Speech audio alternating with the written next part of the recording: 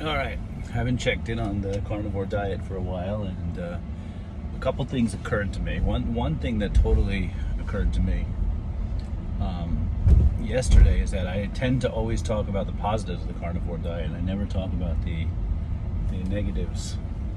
And there are some negatives, so it's definitely worth talking about. Yesterday, I definitely had some of the negatives. I ate really fatty brisket for lunch, which is awesome in the sense of the fat keeps you full, and it really makes you not eat that much. But the problem, I kind of explain it as if you've ever been to Thailand as a foreigner, if you're not Thai, the first time you order Thai spicy, it just like, I can't even explain it. It just destroys your system. Like, even if you can eat spicy, I'm not really the guy that can eat that much spicy. I can eat like spicy, but like some Korean stuff is too spicy for me, or it's like rough for me. Some Mexican stuff is too spicy for me, just for example. I'll eat it, but I'll feel it the next day, or I'll feel it in my throat, like I'll be really like gagging on it. So I mean, it's really spicy for me.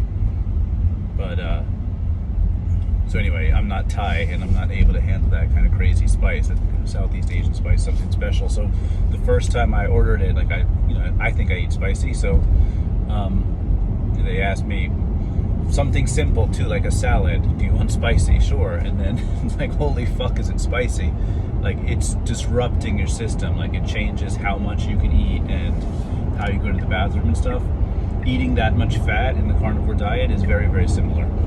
It disrupts your system. So like yesterday, I was like a little like top stomach queasy for 6-7 hours, and it was so strong that not only did I not want to eat dinner, I had like 2 spoonfuls of yogurt just to put something in my system, and it was almost like to cut the fat.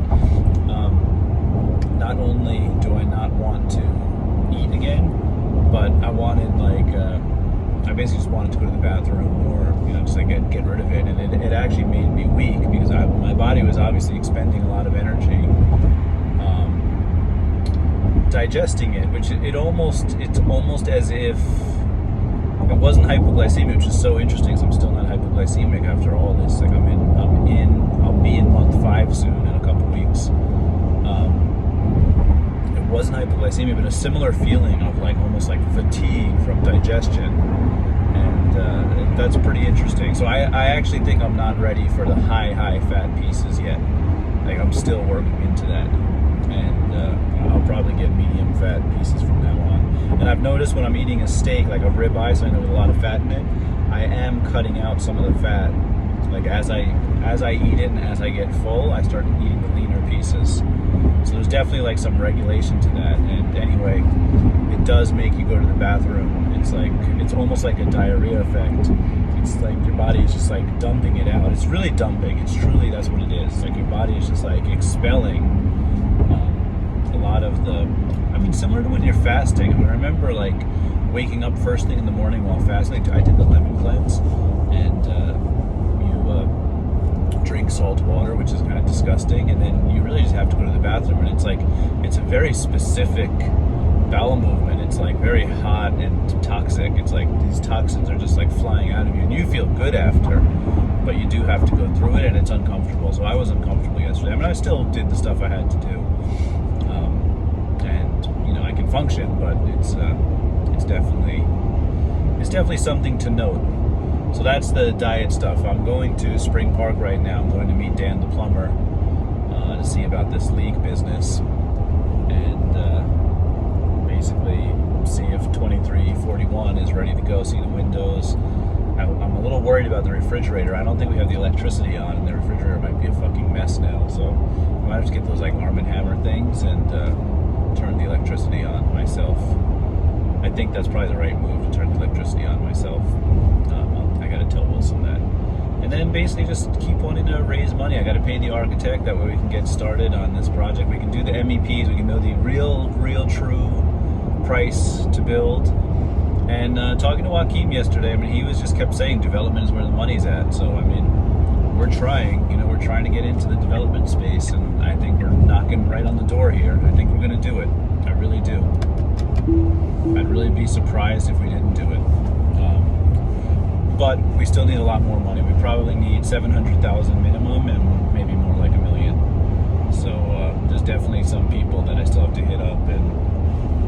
just like tell this story a little bit more. I feel like I'm not doing that. Like I was just thinking about that yesterday while watching. I watched Patrick Bet David with not Neil Rubin, with Dave Rubin, and I also watched Diary of a CEO. I can't think of that guy's name. And he had a woman on who like buys businesses, and that's the other thing. I really want to buy a business. Like, you know, Cell Lab is pretty much defunct at this point, and I didn't really cash in on it. I didn't really sell it when it was at its peak. I made a mistake. It's funny because I kind of should know better, but I guess I kind of should know better because I learned my lessons by not knowing better. So I don't know where exactly I am in the growth cycle. But anyway, I kind of should have known better, but I didn't know better, and I'm sitting on it, and it's been I don't really have any products, so, and the ones I do have are expired. They're creams, so I really can't sell anything. So Amazon also has me like kind of on a pause. So I don't know if there's anything there to sell anymore, to be honest. And I don't really know how you value it, and I don't really want to go through it. There's a couple things I don't really want to have to do that I have to. The other thing that I have to do is I have to hire a lawyer in Pennsylvania and then fly up to Pennsylvania to go to fucking landlord-tenant court to get this eviction done, which I really don't feel like doing. I'm almost thinking to just sell the fucking place at a discount and let somebody else deal with that shit. But I don't know. How much of a discount is it worth? It's probably going to cost me a couple days plus $500 to fly, rent a car, stay in a hotel, maybe $1,000. So let's say all in, it's going to cost me about $2,500 to $3,000. That's how much I would have to discount the house. I want to sell the house for $135,000. So maybe I sell the house for $130,000 and they inherit the problem. I don't know. That's the other. I have some guy who's been asking me about it, but I don't know. Anyways, those are some of the things I just feel like I don't want to do. I still feel like my content is back to Patrick Bet David. I still feel like my content is not. There's not enough hook and there's not enough punch. Like I'm just not telling my story well enough, and I think that's kind of part of the problem. Like raising money, I'm almost like shy to ask. Like it's really it's really simple, but it's really ridiculous too. Like I'm not shy in the sense of I want to talk about. I'm happy to explain the deal, happy to explain why we make money, why it works, all this kind of stuff. You know, phase 1 of Spring Park was really successful. We made a 41% return. You know, it's really quick in 11 months. So I mean, that's a lot of money to make back on your money. So that's very attractive. But the issue is, I feel like there's SEC rules, and I shouldn't talk about certain things. Don't advertise it. Like it's, you know, I'm looking for accredited investors only, and like I just haven't really gotten in the habit of just saying like, yeah, I have a fund and I'm starting money, and I don't know. You know, I was watching this woman yesterday, and she buys businesses, and she was saying she has $10 million, just a little bit of money. She said $10 million in a fund, and then the business's net worth was, I don't remember, 70 million or 80 million. So like her holdings company was 70 or 80 million. So she had a holding company and then a fund company, you know, two separate businesses basically. And that's how she paid for stuff. And I was just thinking, that's such a great idea. Like I really just need to start having that. Like Spring Park Gardens could be the fund going forward for future projects as well. You know, like I think we just have to do this project, bring back a certain return, pay out investors. Even if I don't make that much money, I think pay out investors, make people happy, and then just do it all again. And meanwhile, I have just like the steady cash flow and business running, you know, and make money as a property manager and as some other stuff. Like there's plenty of money to be made. I don't really have to be greedy here. I think the trick here is to not be greedy and to just run it over and over again.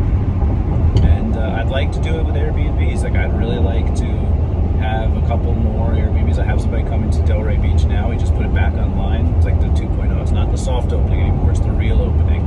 The furniture is beautiful. The place is fully stocked. There's some outdoor chairs outside. There's still some more stuff to get. We can get some like side set, porch, some cleanup.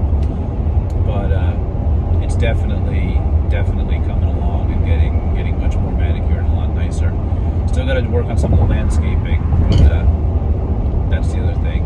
So I want to go see Patrick Bet David on August 4th when Vivek Ramaswamy is there.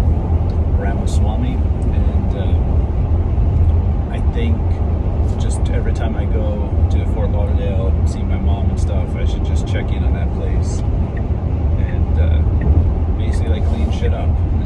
possible. So yeah, that's the story with that. I really haven't done any like kind of market update either, because now I'm in Jacksonville, so it's like I don't even know what I'm pitching. Oh, and we have we got the $6 million listing.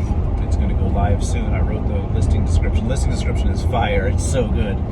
I wrote it, put it in Bard, re-edited it, put it in Bard again, re-edited it, and put it in ChatGPT, and it just came fucking phenomenal. ChatGPT is such a good fucking writer. My son was reprimanded for using ChatGPT. I'm not sure I'm in the right place here. No, I'm not. My son was reprimanded for using ChatGPT in school, which just absolutely cracks me up, because it's just so useful. It's just so useful. So I don't really understand why why schools are doubling down on outlawing it. It makes no sense. You should learn how to use it.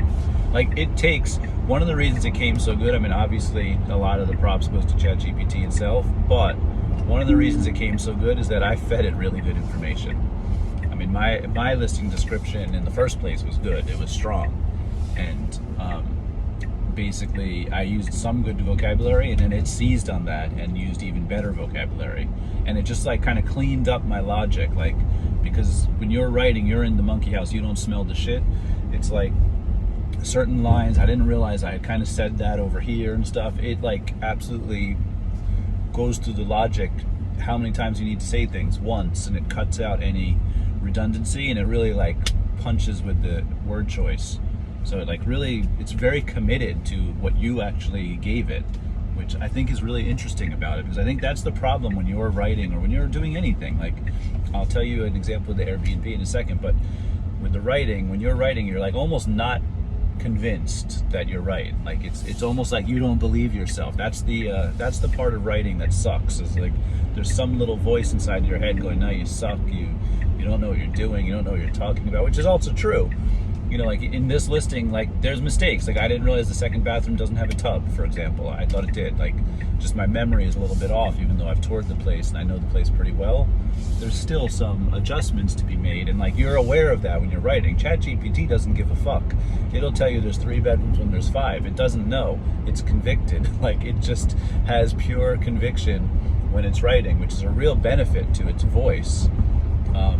And that's really good. And I'll give you an Airbnb example of it, is when we have a thought, oh, you know, maybe we should put pink chairs here for the desk, it would be nice, they can also be used to watch TV, if they swivel, like we'll have a good idea there, but you're not sure, you know, and then you'll talk to like your cleaner and they'll say, oh, you should also do this, or I'll say something and my wife will agree with it, and like now you have strong conviction, oh, that's what we want to do. And then when you build it and you set it up, it looks so good. It's so interesting how like just the conviction of like, that's what we're going for, that's the look we want, that conviction is so important. So that's the point there. Anyway, I gotta use the phone. I gotta call Donna real quick.